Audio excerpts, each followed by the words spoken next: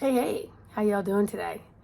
So last night I had the opportunity to watch a movie about kings fighting over lands and the barbaric way of, taking over providences and creating more land for each other, and the bloody battles and ridiculousness that actually is all of our history. It's like nobody's ever really satisfied with what they have. So I'm a bigger, better king if I have more, right? And the only way to get more is to club everybody to death and obtain it. And then everyone will fear me, right? Kind of reminds me of religion a little bit. How do you spread your wings and get more and then fear that? So then I was thinking about the United States, and something was brought to mind because my guides always work in reality for me. They're like, Sandy, what if you had all this money and you went over to another country and you built a business and built a big, beautiful building and provided places for everyone to work, and as long as they paid their rent within the building and maintained their this and that, you would maintain this within the business building, etc., etc. And then one day you're completely usurped. Everybody in the building mutinies against you and takes over the building and boots you the hell out. And that's exactly what happened with England and here. Is everyone from England came here, and then England put together all the provinces and the colonies, and everyone did the hard work, and there was this big mutiny, which created a severed relationship between England and started the United States. But this happens in businesses. This happens in politics. This happens in religion. This happens in committees.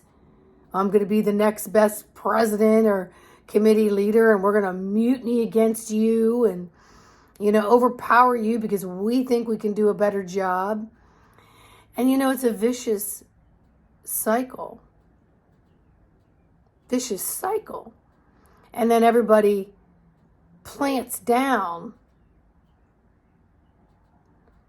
And hopefully they've created fear so no one will usurp or take over or boot them out. And then there always has to be protective mechanisms so that someone else isn't coming around to do the same thing to them or take them out through death. Death of a title, death of your person, death of belongings around you. And so it's rather insane and barbaric, And then I was thinking about like railroads and things like that. And so you have these people who have a lot of money, and they've taken the money and they're building railroads, and they're buying land, and they're buying the materials, and they're paying people to build all these tracks. And then someone else comes along and they build a railroad car and they want to use it, and then there's a monopoly on it. This happens with phone towers, power lines, airways, everything. Everything. So what's my point? That's a very good question. My point is,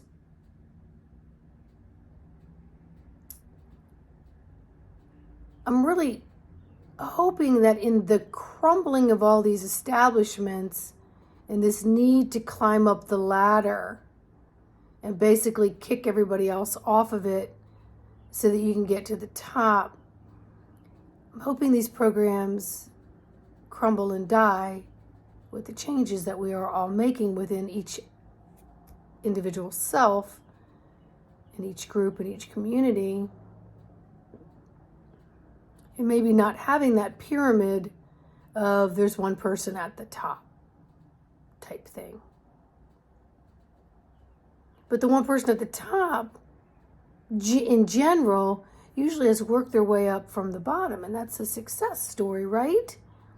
So there's a lot of this catch-22 that leaves people very miffed and befuddled on what's the real dream of being successful, and how can you create success with little to no casualties? And that's not easy. That's not easy. Especially when everyone carries the torch and the club of righteousness. Their way is the right way, you know? And I think, here in the United States, it has proven to be quite the melting pot, where they say everyone from every country can come and make a difference in their lives and not be under dictatorship and enslavement. But it's a different type of dictatorship and enslavement that is here. Because there's always rules and regulations to the games that we play, and to the delusional illusions that we have that sometimes justify the ends, the means to the end. None of it makes any sense anymore. At least to me, somebody who's I feel is very evolved. A lot of that doesn't make any sense anymore. But yet I understand it in the way that we're doing it today, in the form of business takeovers and, strategizing, uprisings. They have to be organized, right? And if they're organized, there'll be less tempers, right?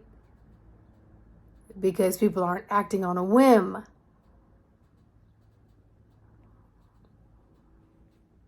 So I'm hoping to see some of these constructs crumble, and to be able to really look at, from the ground up, restoration,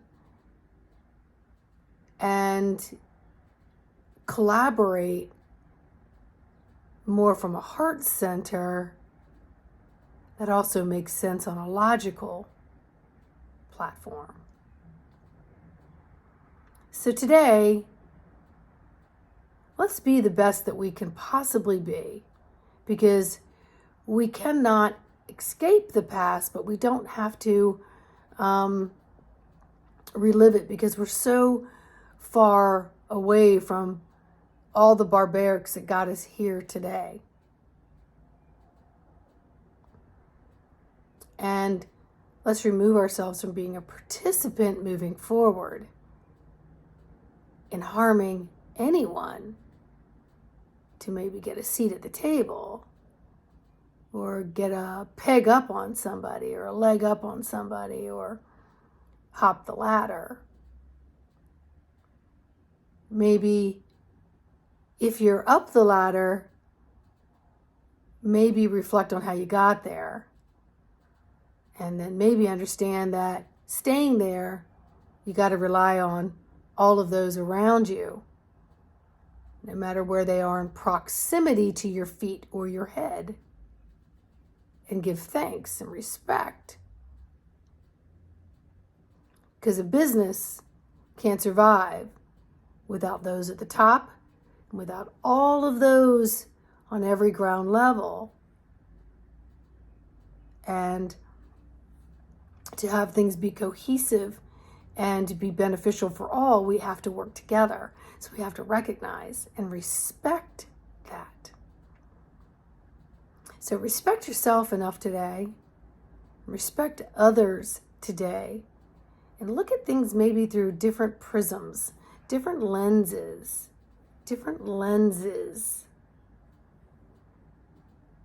and observe what you see, sense, and feel. And let me know in the comments your thoughts. I love hearing them. Like and subscribe as well. Thank you.